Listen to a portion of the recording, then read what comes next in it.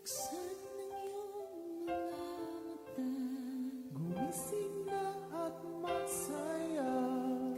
Kalimutan na ang problema, tayo na't magpuri kay Jesus. Buksan ang iyong mga mata, Gumising na at magsaya, kalimutan na ang problema. tayo na't magpuri sa Kanya.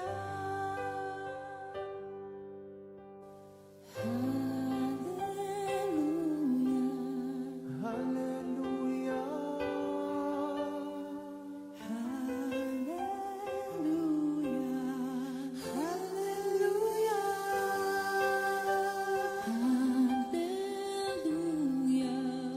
hallelujah, hallelujah,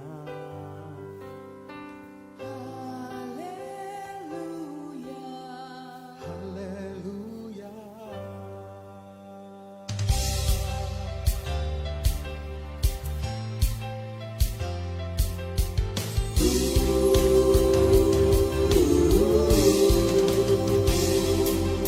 Buksan ang iyong mga mata, gumising na at magsaya.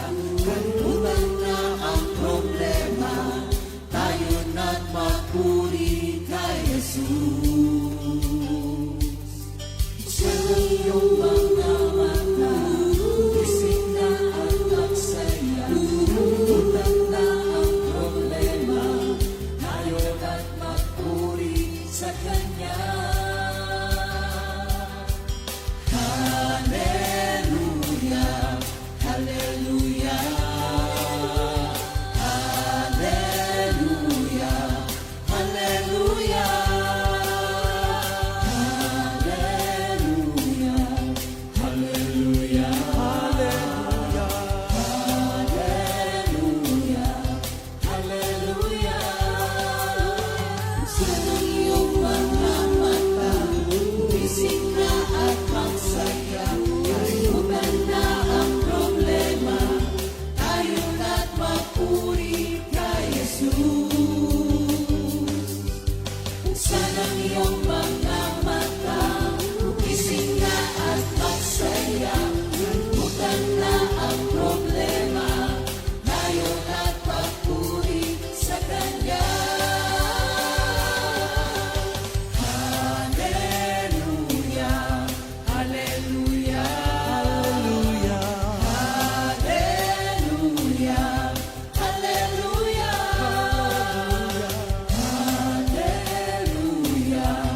hallelujah, hallelujah, hallelujah. Di ka iiwan, di ka pababayaan. Kumapit ka, umawit ka, at magpuri sa Kanya. Buksan ang iyong mga mata, gumising na at magsaya. Kalimutan na ang problema, tayo na't magpuri kay Jesus. Buksan ang iyong mga mata, gumising na at magsaya. Kalimutan na ang problema, tayo na't magpuri sa Kanya. Hallelujah, hallelujah, hallelujah, hallelujah, hallelujah, hallelujah. hallelujah, hallelujah. Sa iyong mga mata, gumising na at magsaya. Kalimutan na ang problema, tayo na't magpuri kay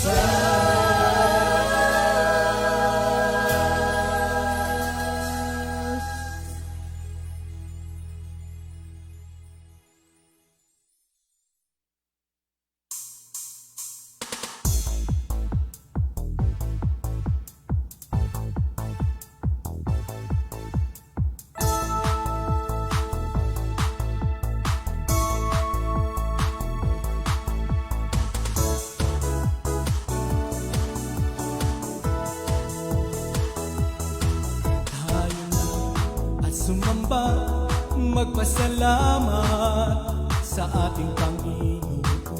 Tayo na't kumanta, sumayaw sa saliw ng tugtugan, kay inang pagmasdan ng nagkakaisa at sama-sama magkakapatid.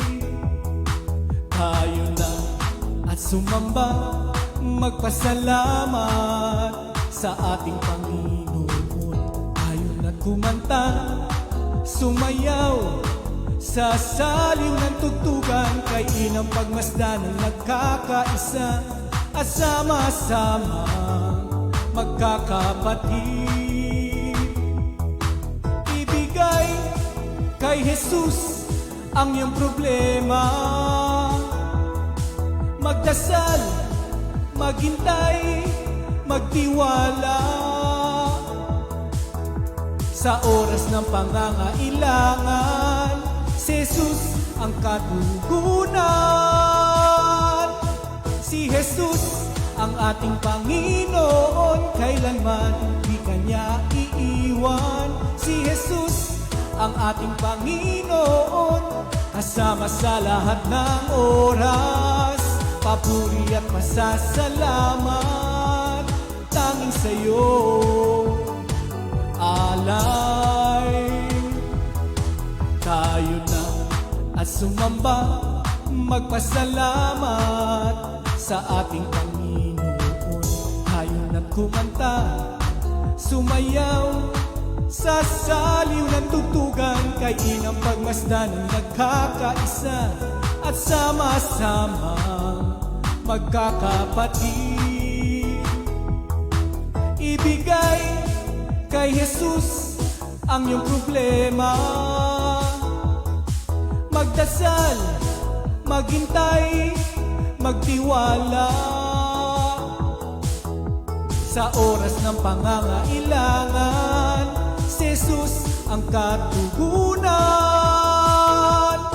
Si Jesus ang ating Panginoon, kailanman di Kanya iiwan. Si Jesus ang ating Panginoon, kasama sa lahat ng oras. Papuri at pasasalamat tanging sa'yo alay.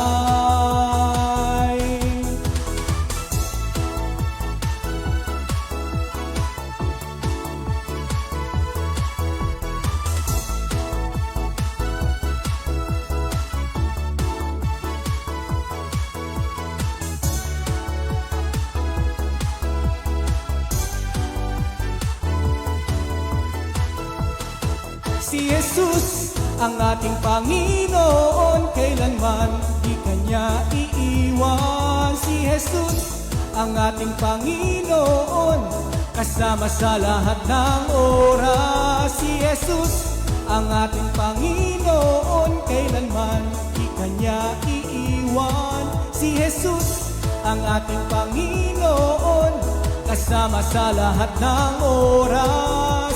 Papuri at pasasalamat tanging sa'yo alay. Tanging sa'yo alay.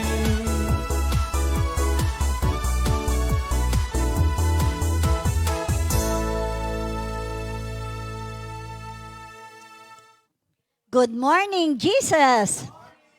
Purihin ang Panginoon. Thank you, Lord. Sige, bago po kami magbabati, mananalangin muna tayo. Pastor Fred. Dear Heavenly Father, we stand in awe because of your presence with us this morning. And let your presence, O Lord, through the power of the Holy Spirit, we can deliver to our co-workers. We can deliver to our members and all those things who are interested to know your will upon us. Your will to know who your Son, Jesus Christ is. In Jesus' name, we pray. Amen. and Purihin ang amen. Panginoon. Binabati po namin ang lahat ng ating mga kapatiran, ang buong Comfy family, North, East, West, South, at lahat ng ating outreaches, lahat ng ating mga mahal sa buhay. At ganun din po yung mga kapatiran natin na nag-online sa ibang bansa. Lahat po kayo, hindi ko na iisa-isahin. At alam ko na bawat isa sa inyo ay regular na nakikinig sa ating GMJ. Sige, salamat sa Panginoon at alam ko sa araw na ito ay be-bless tayo ni Lord yan. Tayo po ay nasa series ng tinatawag na Faces of Salvation at na-take up na po ng ating mga kapwa-pastor. Nauna na po sila, Pastor JB, Pastor Oying, at nauna nga po yung reconciliation, nakasama po yung repentance, di ba? Bago po magkaroon yung sa salvation po, napakahalaga po na ang reconciliation ay mauna. At doon sa reconciliation, natural, yung tunay na pagbabagong loob ng mga tao na diniscuss naman at yung harmatology about sin, di ba? Nakita natin na walang kulay ang kasalanan. Wala hong kahit na ano pa, basta kasalanan is kasalanan. So, yan po ay kung titignan nyo po yung ating mga pag-aaral nato, actually mga review po ito eh. Pero kung tayo po ay matamang nakikinig at tayo po ay nagno-note, isinusulat natin lahat ng scripture na sinasabi ng ating mga pastor at mga nagtuturo, ay naku, mas magaling po kayong magturo pa sa aming mga manggagawa, sa totoo lang. Kasi ito po ang mga una, sabi nga ganon, ito po yung thread of salvation, kumbaga yung sunod-sunod, yung pagkakasunod-sunod, kung paano magkakaroon ng tunay na relasyon sa Panginoon at tunay na magkakaroon tayo ng tunay na, yung nakatitiyak ka sa iyong kaligtasan. Sumunod nga po yung after reconciliation, dapat nga po yung justification. So, slightly, na-take up po yun ni Pastor Oying dahil ang topic nila is actually sanctification. So, ito pong justification ay ngayon ay iti-take up namin ni Pastor Fred, which is, ito po yung proseso ng ating, kung bakit nakatitiyak tayo na sa harapan ng Diyos. Malakas na malakas ang loob mo na humarap because of the justification. Sa Tagalog po, ang justification ay pagiging makatwiran, pagiging makatarungan, at pagiging matuwid. Kaya, aawit muna ako bago ko tawagin po si Pastor Fred para sa ating pag-aaral. Nasamahan ako ni Sister Sally. Ito po ay isang awitin original song na kinatha ni Brother Darwin Datu. At kahit na a cappella po, ay aawitin po namin. Lord, you have conquered death on the cross. You died for our sins, you lift yourself way up high, you rose again, went up to heaven. Lord, you have conquered death on the cross. You died for our sins, you lift yourself way up high. You rose again, went up to heaven. Let us sing for the glory of the King. Let us sing for the risen King. We glorify the Lord with music and hymns. Worship and praise are due to Him. Glory to God. Salamat sa Panginoon. At basahin muna natin po ang ating verse for the week. Ito po ay matatagpuan sa Proverbs 14:10. Ang sabi po, the heart knows its own bitterness and a stranger does not share its joy. Sa Tagalog po, wala makikihati sa kabiguan ng tao, gayon din naman sa ligayang nadarama nito. Personal po yan. Tayo po mismo ang nakakaranas. Sige po. Alam mo yung bitterness yung ano? No. Bitterness is like a cancer. The cancer cells, ang apektado lang noon. Yung bitter. Ang palaya Kaya ba? napakahirap talaga. Tanggalin na yan, mga kapatid. Oo, may bagong buhay na tayo eh. Kaya dapat ang bitterness wala na yan. Sige, ang atin munang word po ay manggagaling para sa ating topic na justification is from Luke 16 verse 15. Ako na ang babasa, Pastor, o ikaw na? Ako na. Sige. Luke 16 verse 15. He said to them, you are the ones who justify yourselves in the eyes of others. But God knows your hearts. What people value highly is detestable in God's sight. This is the message of our Lord Jesus Christ. Let us pray. Dakila naming Ama, salamat po sa pagtuturo mo sa amin ngayong umaga upang maunawaan namin ang thread of salvation or road to salvation, O God. Ang tunay na kaalaman upang maunawaan namin ang lahat ng ninanais mong karakter sa aming buhay. In Jesus' name we pray. Amen, Amen. and amen. Pag sabang justify, ito yung pinagsasabihan ng Panginoon, nagpapanggap na matuwid. Hindi po sila matuwid talaga. At ito ay detestable in God's sight or contempt in God's sight. Meaning, we are not qualified to witness kasi nga hindi ka talagang tunay na matuwid sa mata ng Diyos. One of the modern errors today is to identify justification with pardon. Justification is more than pardon. Pardon means absolution or forgiveness. To justify means not only forgiveness, but to declare righteous. Dinideclare ka ng Panginoon, hindi ng ating sarili, na ikaw at ako ay matuwid sa mata ng Diyos. It is being counted righteous before God. The sinners put on the righteousness of Jesus Christ, and God sees him perfect or ganap in the righteousness of Christ. Parang walang nangyari, di ba? Pagka kasi na-justify ka, yung righteousness ni Lord, nabura. Hindi katulad nga nung pardon, kasi like yung mga nakakulong, di ba? Binibigyan niya ng presidential pardon, palalayain.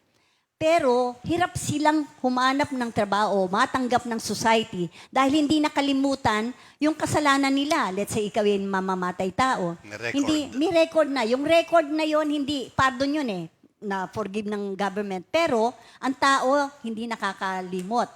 Pero si Lord, napakaganda yung justification na binibigay sa atin ni Lord. Hindi lang basta pardon. Yung justification is more than forgiveness.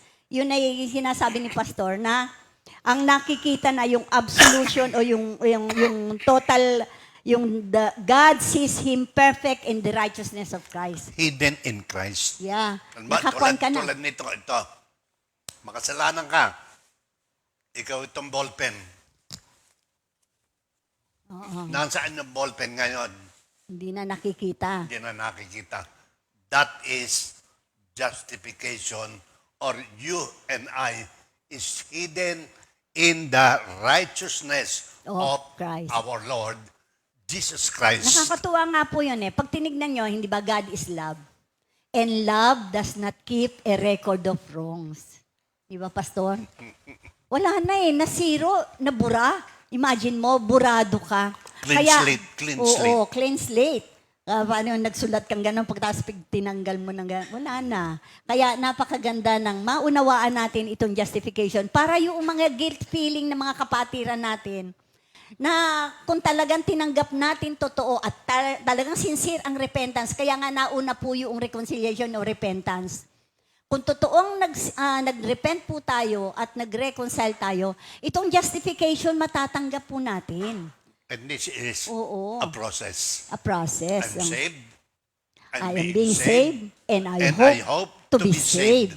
Yan po ang salvation natin. Kaya itong po na to, napakagandang maunawaan natin para ang total na nararamdaman natin na tayo ay ganap before the Lord, ay masaya ka maglingkod. Kasi napakahirap kayang maglingkod ng merong dala-dala ka sa likod. Di ba? Hanggang ngayon, hindi ka pa nakakapagpatawad. Hanggang ngayon, meron ka, hindi mo nararamdaman na pinatawad ka. Ang maganda kasi, di ba, pag hindi ka nagpatawad, hindi ka patatawarin ni Lord. Kaya hanggang ngayon, mabigat yung loob mo. Merong nakapatong sa iyong likod. Purihin ng So Panginoon. justification is also a judicial act of God, Yes. whereby those who put their faith in Christ is declared righteous in God's sight and free from guilt and punishment. Yes. Sa Romans 4:3, what does the scripture says? Abraham believed God, and it was credited to him as Righteousness. righteousness. Purihin ng Relasyon sa Panginoon. Romans 4:5. However, to the one who does not work, but trust God who justifies the ungodly, their faith is credited righteousness. So take note, God's problem is redeeming men was to justify a sinner without condoning or justifying his sin. God could not compromise judgment and treat sin lightly. Law and justice demanded the death penalty for everything. Yun. So, kailangan maunawaan natin itong justification na ating pinag-aaralan ngayon. Maaaring hindi natin ganap na unawaan ang true meaning behind it. Nakakatuwa itong kasi yung sinabi mo, Pastor, God's problem. May nagka-problema pala si Lord. Nagka-problema siya to justify the sinner. Remember, God is a compassionate God. Hindi ba? Kaya doon sa James, hindi ba, sabing gano'n niya, mercy triumphs over justice. Kasi si Lord, hindi siya pwedeng makipag-compromise sa kasalanan. Talagang kwan yan. Kaya, ang solusyon talaga mabigat eh. Kaya na-over na kita, pero related na dito, Pastor, ano? Pwede naman, hindi ba? Oo. Kasi yung problema ni Lord, para i-justify, i-condone yung kasalanan, di ba? Kaya may He can- John 3:16. Oo. Kaya pumasok ang John 3:16. Yung kanyang mercy, yung kanyang pag-ibig sa sanlibutan. Sabi niya, how can I give you up, Israel? Sabing gano'n niya sa Hosea. Kaya talaga namang, ang sama-sama talaga, ang tao ay napakasama. Pero, ang pag-ibig ng Diyos mas mataas kaysa sa kasamaan ng tao. Tandaan natin, ito yung problema ni Lord. Paano nga ba ito? I am a just God, di ba? Paano pagkatapos? Pero, nung ipadala niya si Lord, may condition. Kung tatanggapin mo, yung pinadala niya. Yun, di ba? Mawawala, kaya nga yung justice ni Lord na justify. Justify yung kanyang pag-justify sa atin. Because of our Lord Jesus Christ. Kung bawat isa lang sa atin ay totoong tatanggapin ang ating Panginoong Jesus bilang Panginoon at tagapagligtas, hindi na yung imagine mo yung blood ni Lord, siyang magko-cover sa bawat isa sa atin. Every time na sobrang kasalanan mo, every time na lalabas yung justice na yung pagiging just ni Lord, di ba? Yung kasalanan ka eh. Di, sabi nga dito sa Ezekiel, hindi ba? Yan, pasok na pastor. O, sige. Oo. Sabi nga sa Ezekiel 18, Kanya-kanya for everyone belongs to me, the parent as well as the child, both alike belong to me. The one who sins is the one who will die. Kaya, kung talaga nagkasala ka, di ba, sa Romans 6:23, ang kasalanan, ang penalty niyan ay death. Wala kang magagawa yan. It's in the road of salvation. Okay. Ito pong road of salvation, minsan kung tawagin ko, the thread of salvation. Nakakikita ba kayo ng cross stitch? Di ba? Cross stitch. Doon sa likod nito, masalimuot.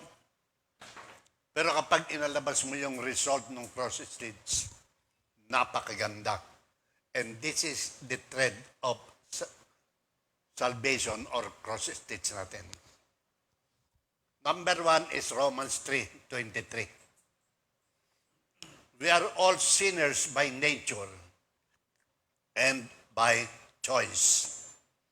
Number 2, we receive eternal life as a free gift. For the wages of sin is death, but the gift of God is eternal life through Jesus Christ our Lord. Number 3, God demonstrated His love for us, His enemies. But God demonstrated His love towards us to trust while we were yet sinners, Christ died for us. Ang enemy po rito, tayo. So number 5, we must trust and surrender to Jesus as Lord. Romans 10:9-10. But if you confess with your mouth, Jesus is Lord, believe in your heart that God raised Him from the dead, you will be saved. For it is with your heart that you believe and are justified. It is with your mouth that you confess and are saved. So sinners must have a prayer of forgiveness and the assurance of salvation through Jesus Christ is Romans 10:13. At dahil po dito, nakakatiyak tayo through justification. Amen. We are saved. Praise God. So sabi nga, the mercy of God yearn to rescue the offender in the interest of love. Yung pag-ibig talaga ng Panginoon, ang nagiging object para tayo ay magkaroon ng justification dahil sobrang mahal niya tayo. Alam niyo po ba, merong isang standard song na gusto ko i-share sa inyo. Kasi nung natatandaan ko, nung kami ay nasa high school ako, Pagka kami nagre-retreat, pinaharap kami ng mga madre sa napakalaking cross. At nagme-meditate ka doon. Yun ang kondon. That was the practice before. Pero nung makita ko itong isang kanta na to, it's a standard song. Sa aming ganun niya. At the cross, I saw my reflection. At the cross, I saw the wickedness in me. At the cross, I saw my arrogance. At the cross, I saw amazing grace. At the cross, I saw you were crying. Si Lord umiiyak. At the cross, I saw you're praying for me. At the cross, I saw your humble heart. At the cross, I saw amazing grace. You love me for who I am. You love me in spite of my sinful ways. You love me for who I am. You love me in spite of my selfish ways. Ganyan po kabait si Lord. Kaya itong justification na to, hindi mo mahalin ang Panginoon pagka naunawaan mo. Imagine mo how sinful we are.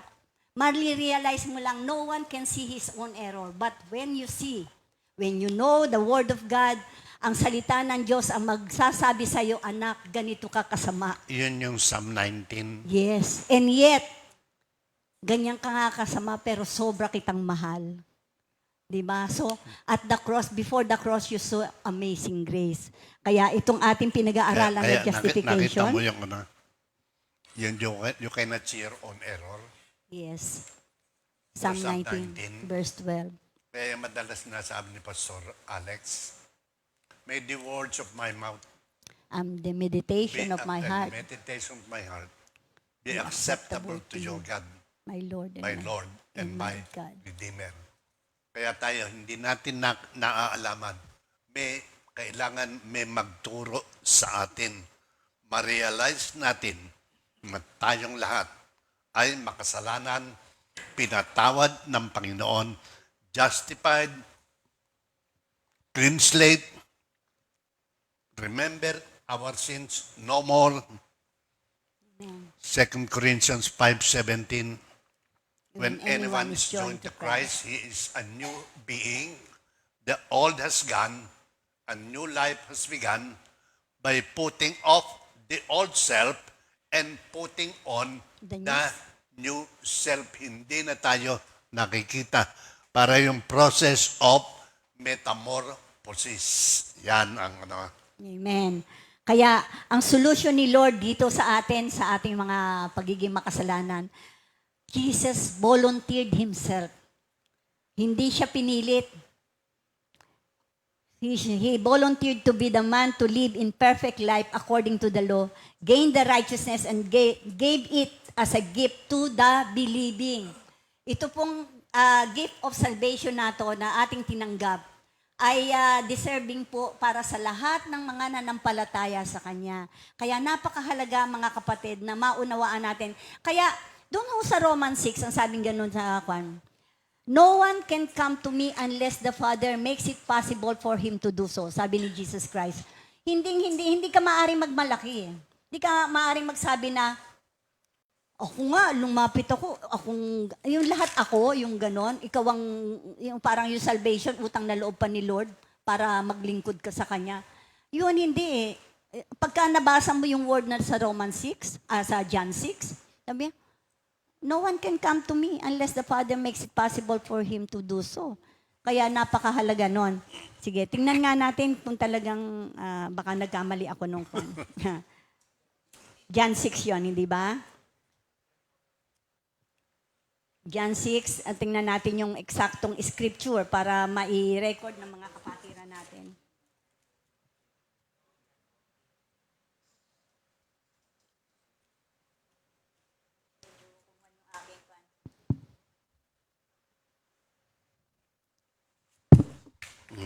Yeah. Yeah, sabing ganun dito. Yan ang dahilan, verse 65 yon. John 6:65. Yan ang dahilan kaya ko sinabi sa inyo, walang makalalapit sa akin malibang ito'y loobin ng Ama. Hindi talaga tayo, lahat tayo'y tinawag. Lahat tayo'y tinawag. Pero ang pagpili si Lord. Yun. Alam niyo, napakasakit nga sa atin na share ka na share sa ibang tao, pero ayaw tanggapin si Lord. Yun ang napakasakit. Yun yung sakit na ng loob ng mga Kristiyano. Na sabi, kayo, may suffering pa ba kayo? Well provided kayo, ganito. Ang gaganda ng mga buhay nyo na. Ang suffering po namin ngayon, mga kapatid, yung hindi ka tanggapin. Kasi pag hindi ka tinanggap, yung magandang balitang dala-dala mo, hindi ka tinanggap, ang hindi tinatanggap si Lord. Diba? Yun na ang suffering natin ngayon, hindi ba, mga kapatid? Kaya, pero sabi nga gano'n, nakasulat naman, hindi lahat ay tatanggap. So, yung mga hindi tumanggap, tanggapin natin. Hindi ko sasabihin, wala kayong pag-asa. Hanggat buhay, malaki ang pag-asa, lahat po. Kaya nga dapat i-share natin Dapat nalalaman natin yung mga scripture, tayong mga nakikinig, paggamit tayo kay Lord. Ngayon, nakakapagsulat na kayo. Pagkat pinagtugtong-duktong nyo po yung lahat ng scripture na naririnig nyo po sa lahat ng mga nagtuturo, pwede kayong mag-share. You now have the boldness to share the salvation of God. Kaya salamat sa Panginoon at alam ko bawat isa sa atin ay talagang natututo na. Amen. Tingnan natin yung elements ng justification. Pag sinabang element, this is the simplest form of subject. Elements. Pinakasimpleng-simple. Mga sangkap. Sangkap to. Kung napunta sa sinigang, ano sangkap sa sinigang? Sampalok, paasim. Kung walang paasim, ano yon? Nilaga. So ito yung pinakasimple para maunawaan natin. The forgiveness of sin and removal of its guilt and punishment. Ang pinakasimple, yung ating kasalanan ay pinatawad na ng Panginoon at lahat ng guilt feeling and punishment ay wala na. Kaya kung ikaw hanggang ngayon, meron pang guilt feeling, may depresya tayo na hindi natin pinatawad ang ating sarili, pero tayong lahat ay pinatawad na ng Panginoon. Jesus in Romans 4, because He is holy and just, true and perfect, in obedience na natin. Romans 4:24. Obedience of Jesus was reckoned. Pag nabong reckoned, considered or imputed in turn to believer who died on the cross. Kaya yung kamatayan ng ating Panginoon, dahil sa tayo nananalig at nanampalataya sa Kanya, we are reckoned to be justified, you are reckoned to be righteous. Doon sa Genesis, yung kasalanan, reckoned because of what we call kasalanang minana. Pangalawa, meron ding reckoned na kasalanan kung hindi yung ginagawa nating hindi tama. Kaya in order to justify all those things, Jesus Christ reckoned us as righteous because of the death of Jesus Christ on the cross. Tayo ngayon, matuwid and justified in God's sight. Kung iniisip natin na tayo ay hindi matuwid or justified in God's sight, baguhin na natin Amen. yung ating lahat ng ating kaisipan. Dito sa Micah 7, 18 to sige. 19, ang sabi pong ganon, who is a God like you, who pardons sin and forgives transgression of the remnant of his inheritance? You do not stay angry forever, but delight to show mercy. You will again have compassion on us. You will tread our sins underfoot and hurl our iniquities into the depths of the sea. For a holy and righteous God to forgive, it is not a small matter. The truth is that God actually delights in forgiving and cleansing iniquity. Hindi niya gustong tayo'y talagang mapahamak ng tuluyan. Kaya palagi siyang merong invitation, alika anak, magbalik loob ka. Because He is a holy God and He enjoys forgiving sin. Sabi niya sa Tagalog, wala nang ibang Diyos na tulad mo, O Yahweh. Pinapatawad mo ang mga kasalanan ng mga nakaligtas sa bayan mong pinili. Hindi na nanatili ang iyong galit magpakailanman. Yun po yun. Doon ka, kunin mo yun, panghawakan mo yun. He does not stay angry forever. Kaya, sala ko'y pinatawad mo, minahal mo ako ng totoo. Kay buti ng ginawa mo sa buhay ko ito. Dakila ka sa iyong pag-ibig, walang hanggan. Pagmamahal mo sa akin, O Jesus. Ito yun. Kahit na ang puso ko'y laging nagbabago, kahit kailan di ako nakarinig ng sumbat sa'yo, O Kristo, mahal mo nga ako. Yan ang maganda. Never si Lord susumbatan tayo sa ating kasalanan, mga kapatid. Pag kami nanunumbat sa'yo, si Satan yon. Kasi siya yung, Oo. Accuser of the brethren. brethren. Kapag ka ikaw ina-accuse, si Satan yan. Si Lord, lapit ka lang. He is a very compassionate and He delights in forgiving us. Sa 1 John 1:9, purihin ng Panginoon. Therefore, in Acts 13. 13, verse 38 to 39. Therefore, my friends, I want you to know that through Jesus, the forgiveness of sins is proclaimed to you. Through Him, everyone who believes is set free from every sin. As justification, you were not able to obtain under the law of Moses. Wala ka ng kahatulan sapagkat ikaw ay pinatawad na ng Panginoon. Amen. Sa Romans 8:1, Oo, hindi.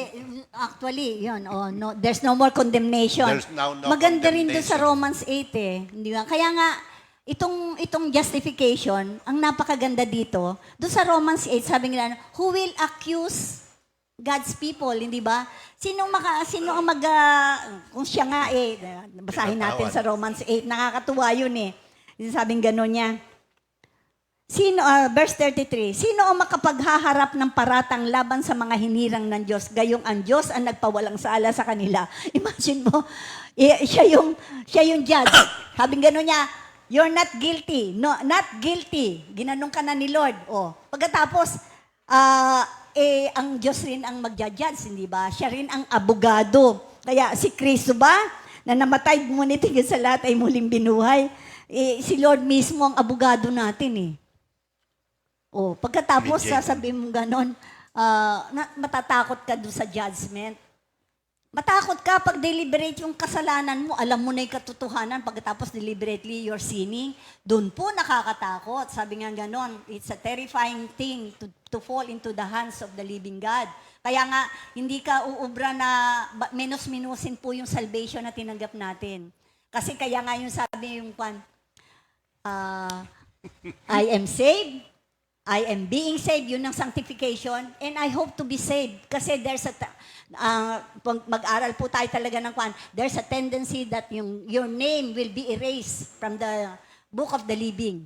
Kapag ka deliberately you're sinning, mga kapatid, yun lang po ang magtatanggal sa atin sa awat grasya ng Panginoon. Amen?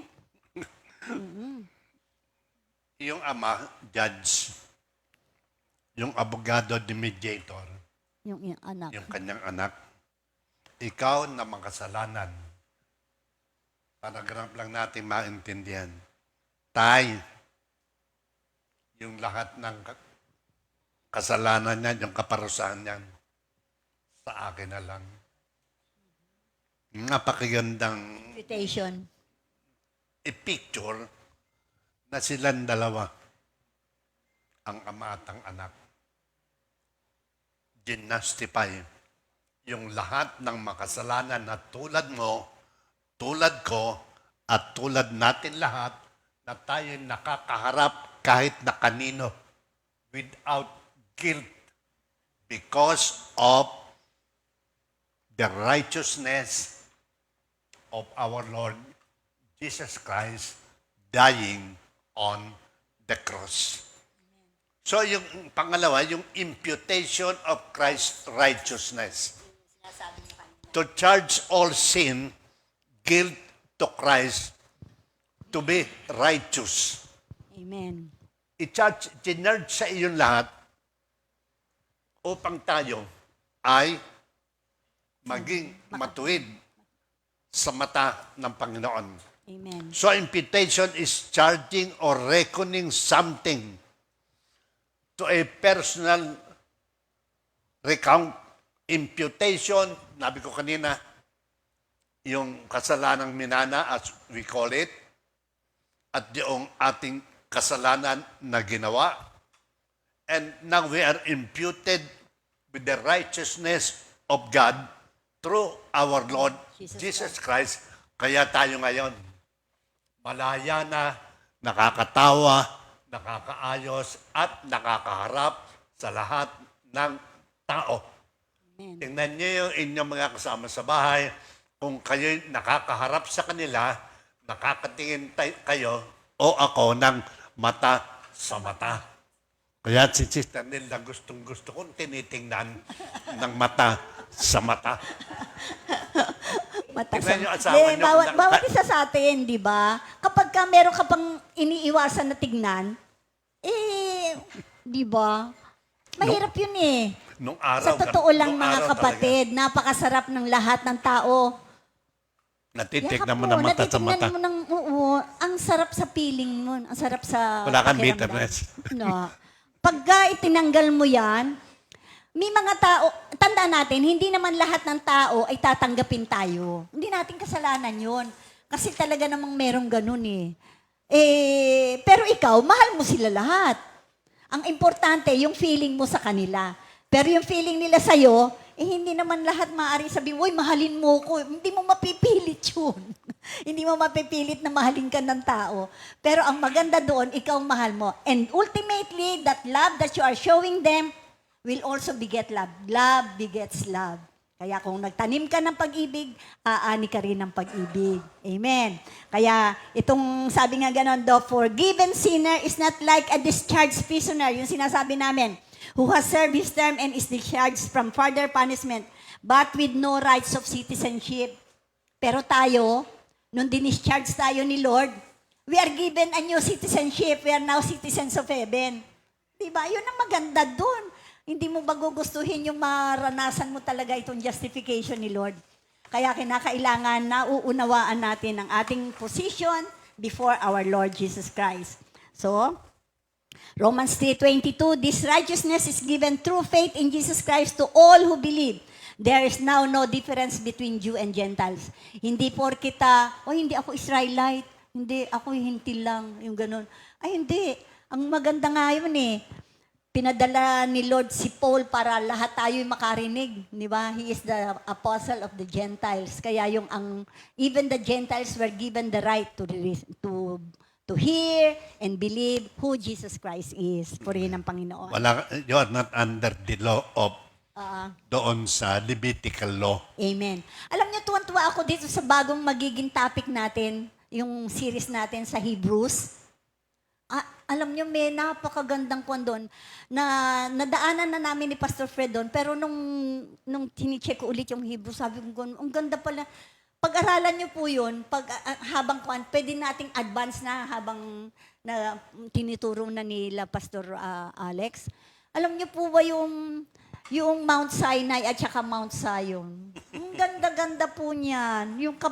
Yung comparison ng dalawa. Yung Mount Sinai, andyan ang law eh. Andyan yung sa Mount Zion, the city of the living God. Ang ganda niyan. Nandyan na tayo eh. Andyan na tayo. Sabi, doon sa Mount Zion, andyan yung mga taong ginastify ni Lord. Kaya andito na yun. Kaya ako nabanggit lang, dahil nga, nung pinag-aaralan namin itong justification, ikinuhan sa akin ni Lord itong Mount Zion. Andito na tayo. At talagang namang, we have all the opportunity to share the love of God to everybody kasi andun na yung lakas ng loob mo kasi naranasan mo personally. Kaya pag itong justification pinag-aaralan mo, pumapasok sa lahat ng area ng life ng buhay ng tao. Yes, Lahat. oo. Hindi po Lahat. pwedeng Oo. justified ka lang. Kasi kailangan yung root. Kailangan naroon lahat yung root. Kaya itong buhay natin ngayon,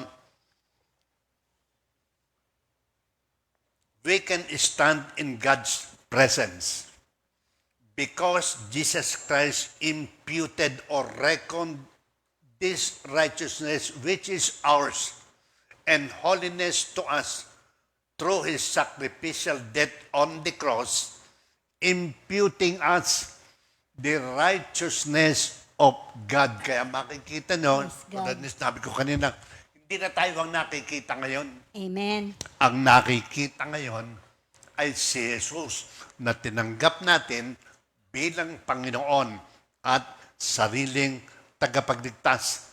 Dahil lahat-lahat. Para kay Pilimon at saka kay ano yan, Si Paul. si Paul. Tanggapin mo sa Onesimus. I-charge mo na sa akin lahat yung kasalanan niyan. Total, ikaw naman ni makasalanan din eh. Charge my account. Sabi nga ni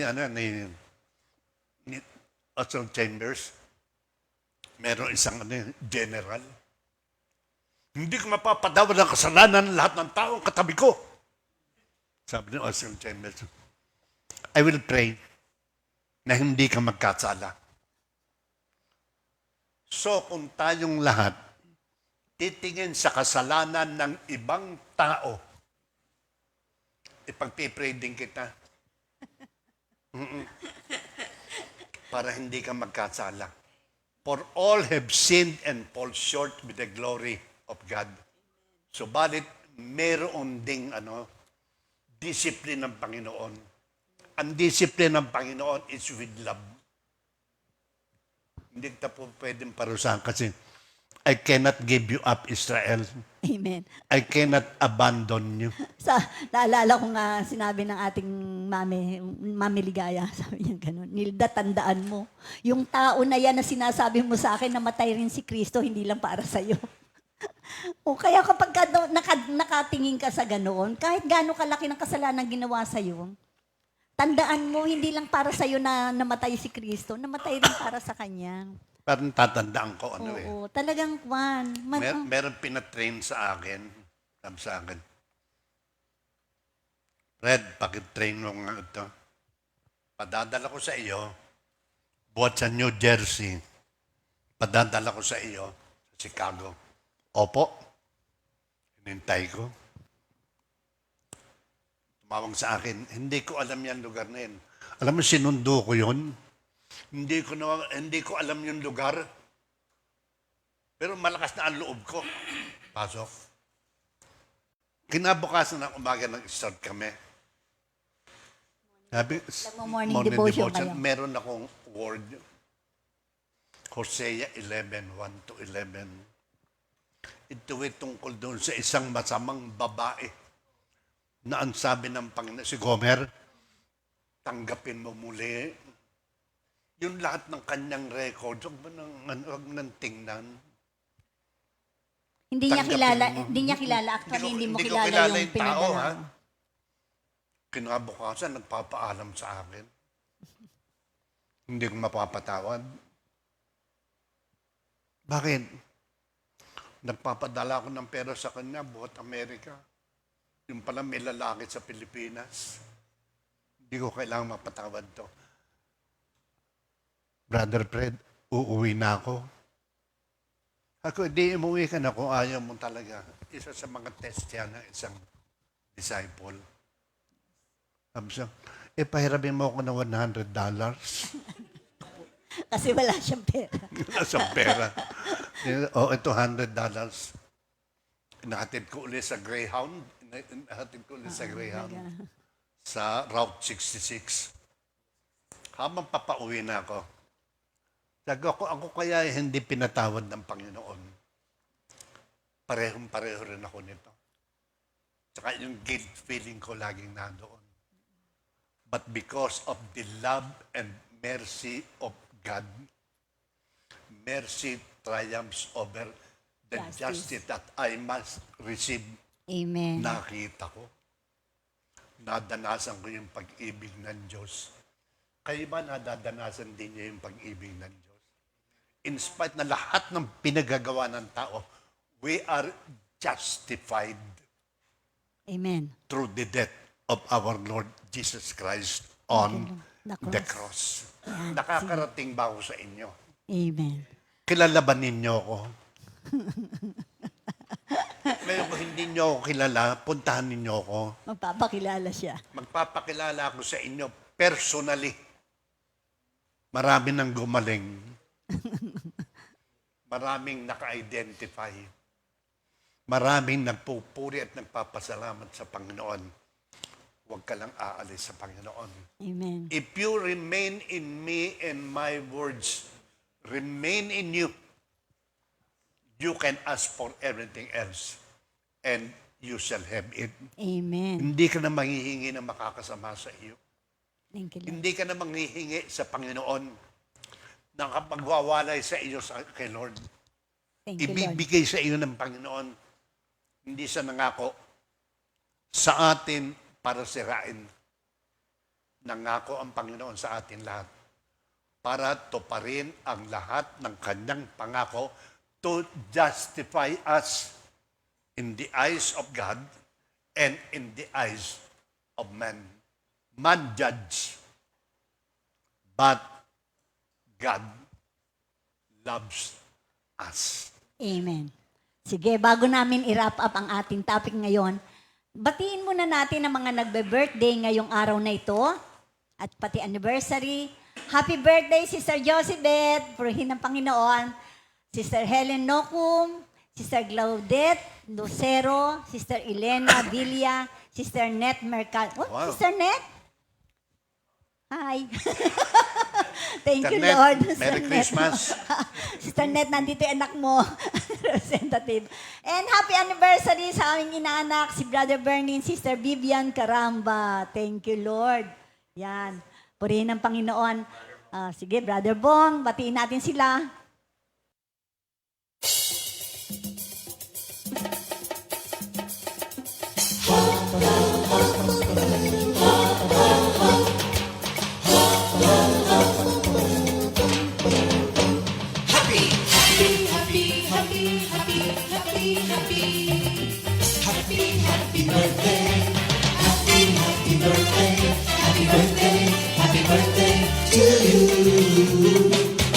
Happy anniversary, happy anniversary, happy, happy, happy anniversary. Happy anniversary! May the good Lord bless you, may the Lord's light shine upon you. Happy anniversary to you. Happy, happy birthday to you.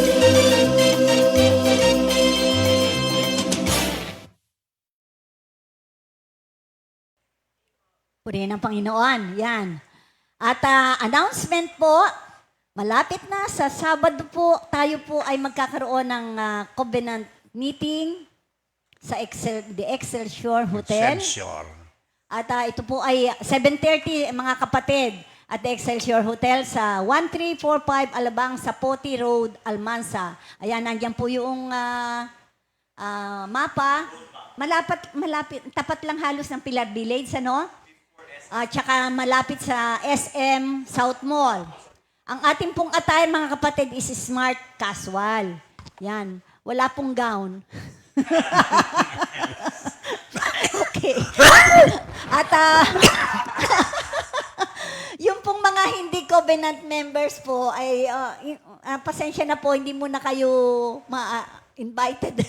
Kasi para lang po sa mga covenant members. Pwede mag-covenant. May arrears o wala, hindi up to date or may arrears, pumunta, no?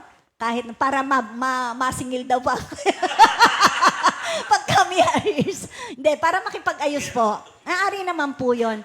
Kapag kami arrears at talagang gusto nyo ituloy ang inyong covenant, madali pong kausap si Lord. Tingnan Huwag kayong natin, mag-alala. Baka may Oo. baka merong At saka cut off, ha? hindi lang po pwede talaga pong bumoto at saka mag-nominate ang mga may past due accounts. Kaya kung gusto nyo pong ma-exercise yung ating right at saka, kasi ang kagandahan po sa covenant, in the first place, you belong. Yan. You know that you are part of the community. Talagang committed ka na. You have that commitment. At the same time, you have the right to know what's happening. Kung hindi ka naman covenant at makikialam ka sa kung ano yung affairs ng community, hindi po, parang wala sa lugar. Kaya yun lang po yun. Kasi talaga namang as a covenant member, nakipag-covenant ka first and foremost kay Lord muna. At sabi nga ganon, i-review yata po yung mga, ano ba yung conditions para maging covenant member. Kasi marami pong nag-covenant lang pero hindi naman nila nalaman na there is a corresponding responsibility of being a covenant member. Kaya doon po sa ating covenant meeting, i-review lang po at alam po yung iba naman na alam na, pero yung sa mga bagong naging covenant member, para lang po malaman. At sa mga nasa abroad, I think magkakaroon din tayo ng online. Kasi yung gusto rin na mag-online para malaman ng meeting. So, marami rin po kasi tayong covenant members na nasa ibang bansa. Yan. Tayo po ay makinig muna sa repeat new song. Ito po ay manggagaling sa James 1:2-6, composed by Sister Mercy Lalog at inarrange po ni Brother Jess Atienza ng San Pablo. Interpreted by Sister Seni and Sister Marlene.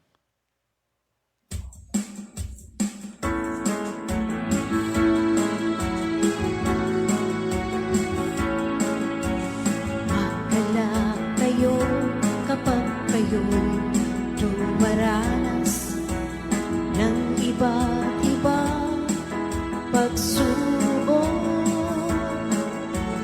Dapat ninyong malaman na nagiging matatag ang iyong pananampalataya sa pamamagitan ng mga pagsubok. Dapat kayong mapakatatag hanggang wakas upang kayo'y maging ganap at walang pagkukulang. Ito sino man sa inyo ay kulang sa karunungan. Humingi siya sa Diyos at siya'y bibigyan, sapagkat ang Diyos ay nagbibigay ng sagana. Sa pamamagitan ng mga pagsubok, dapat kayong magpakatatag hanggang wakas upang kayo'y maging ganap at walang pagkukulang.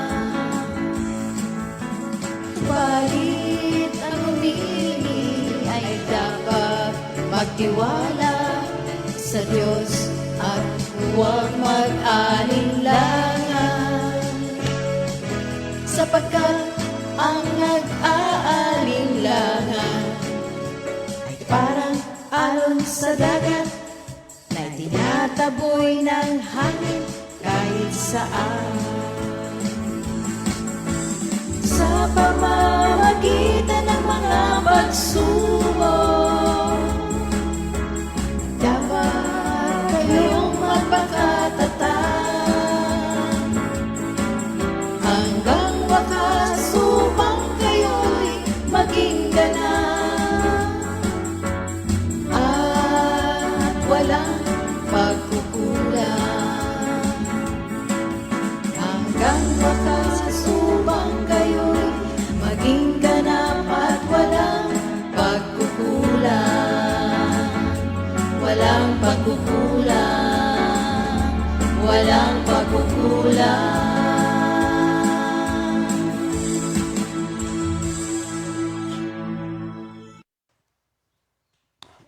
Purihin ng Panginoon. Katulad ng sinabi doon sa kanta, hindi ba? Kailangan magpakatatag ka sa panahon ng pagsubok. Sister, kala ko ba tapos na yan, justified?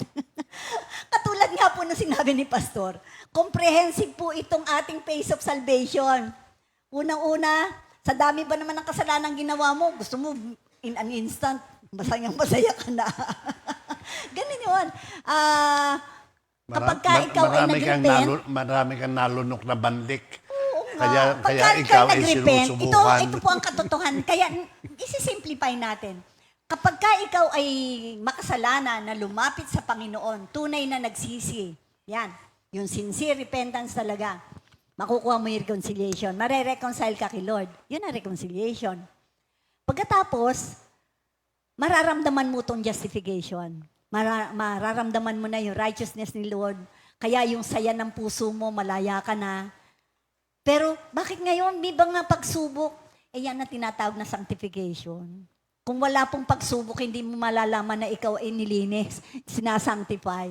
Napakahaba pong aralin yung sanctification na hawak nila Pastor Oying. Kaya makinig po tayo sa napakarami pang pag-aaral. Kasi dito sa justification, paano sister namin malalaman, paano Pastor Fred, na kami ay justified na, how can we know that we now have the righteousness of God? Di ba? Paano malalaman? Yun ang tanong eh. Ang dami nyo itinuro. Pero hindi naman namin alam kung paano. Di ba? Sabi gano'n, and the sinner calls out, how can I receive righteousness? Ang sabi nga, the answer is, believe on the Lord Jesus Christ as Lord and Savior. Maniwala ka lang, anak. Maniwala tayo, tanggapin natin siya bilang Panginoon at tagapagligtas. Sabi nga sa Galatians 2:16. Teka, linawin natin yung Galatians 2:16. Kasi nag-aaral tayo lagi yung law. No, nakakalipas na ano. The law is, I love the law. Ayan. I love the law. Ito pong mga law ito yung mga Levitical laws. Hindi po ito yung mga laws na ano. Yung mga Levitical laws, tulad nung maliit. O sige, i-circumcise mo yan para maging Kristiyano. Di ba? Noon. Mga ceremonial ka Mga yan. ceremonial laws. Maraming lumakad ka ng pagganon, magganito ko ng parusahan mo sarili mo. Tapos na. Jesus Christ said, it is finished. Pati yung pagbutas ng tenga. Pag tinignan niyo po yan sa Leviticus, pati yung pagbubutas ng tenga, yun yung may mga slave. Di ba? Pati yung pagtatato, binabawalan. Ngayon ay halos lahat ng tao may tato. Ay di lahat na sila condemn. Hindi ba? If you are going to base on the Levitical laws, ang dami hong condemn sa hell, di ba? And those laws were already mabigat po yon. Pero kung kinakausap kayo ng Panginoon, wag niyong sirain, be at the temple of God, wag mo sirain yung katawan mo, wag kang magpatato. So, pero kapag ka naman makakita ka ng may tato, at wag mo naman i-condemn.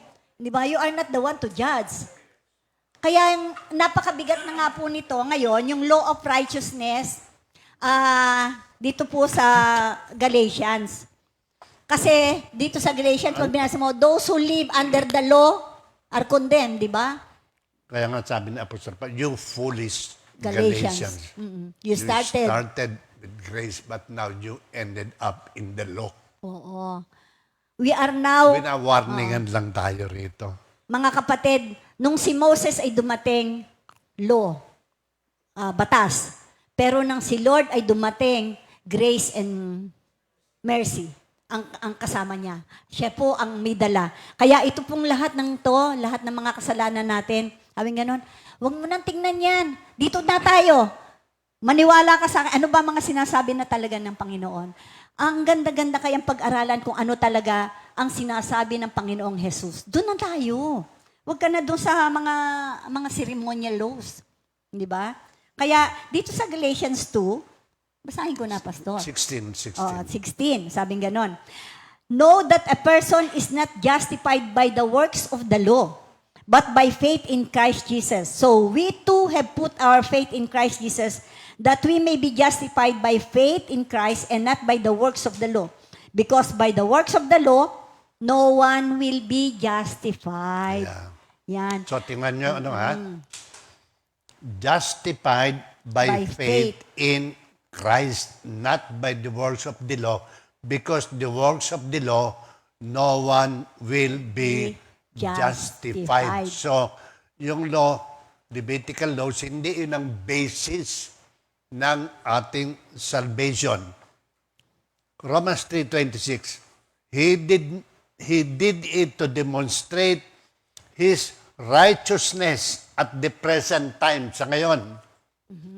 So, as to be just, and the one who justifies those who have faith in Christ Jesus.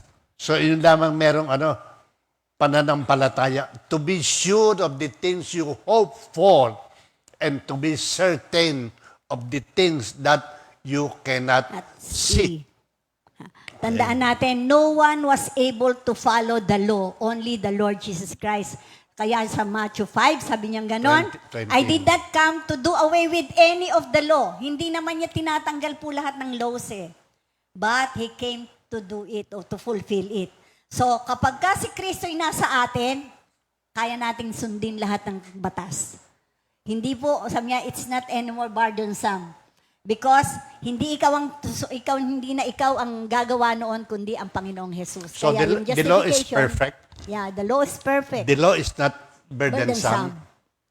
The law guides us to Jesus Christ, who have fulfilled the law, not even the dot of an I or the cross of a T na tinanggal doon sa batas. law.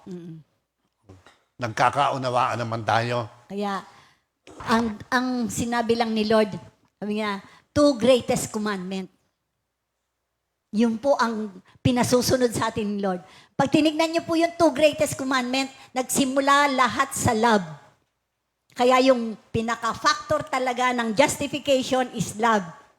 Love the Lord your God with all your heart, with all your soul, with all your strength, and with everything that is in you. Yun lang, mahalin mo si Lord. Pagka minahal mo si Lord, kaya mo sundin lahat. And love your neighbor as you love yourself.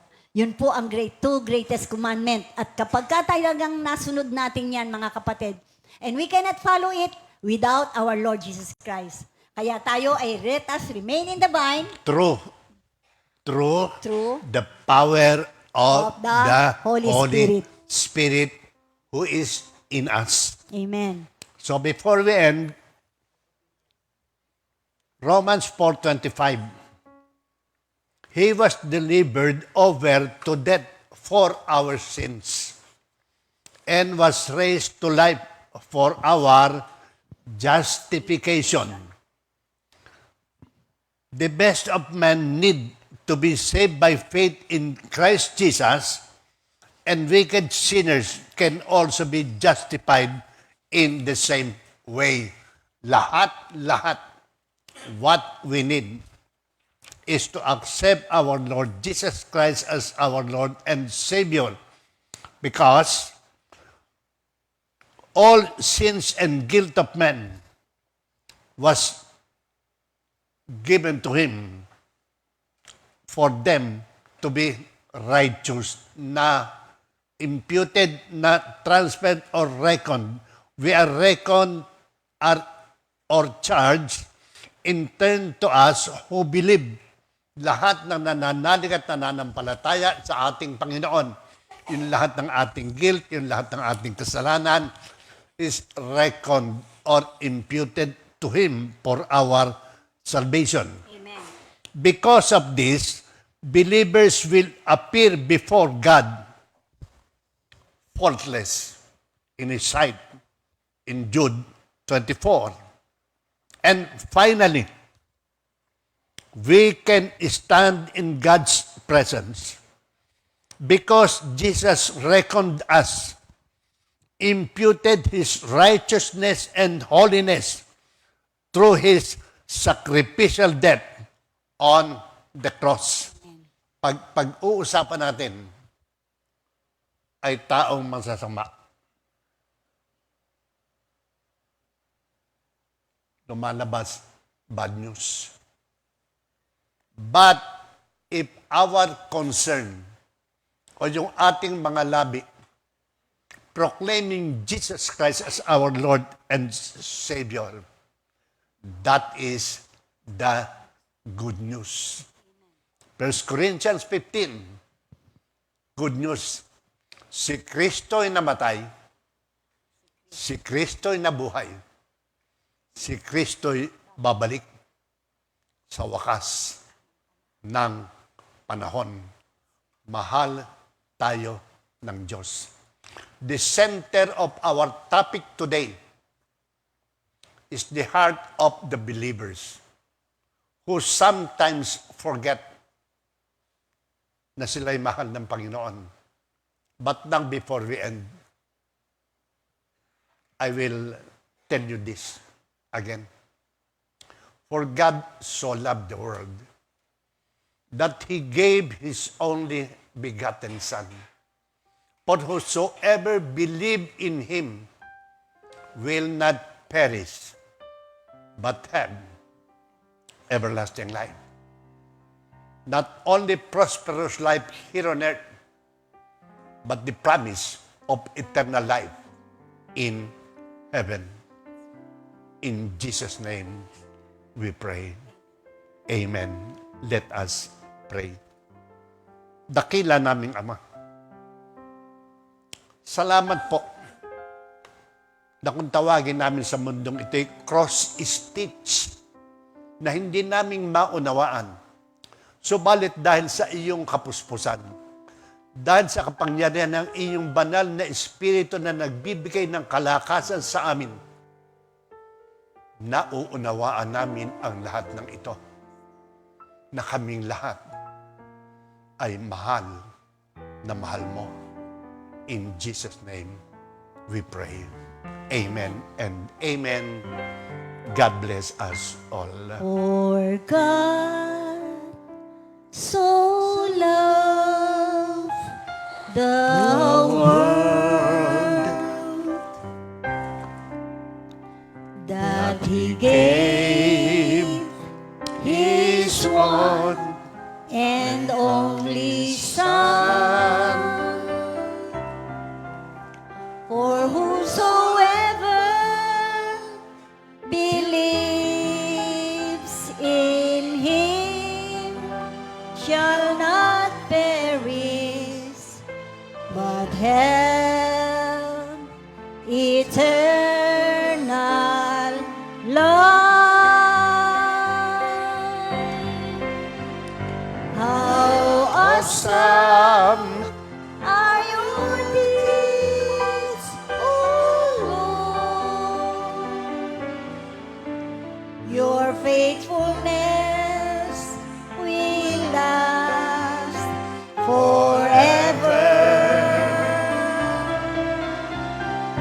As high as the sky is above the earth, so great is your love for us. God bless everybody. Thank you, Lord. We are now declared free, Not guilty. not guilty. Amen and amen. 2 Timothy 2:2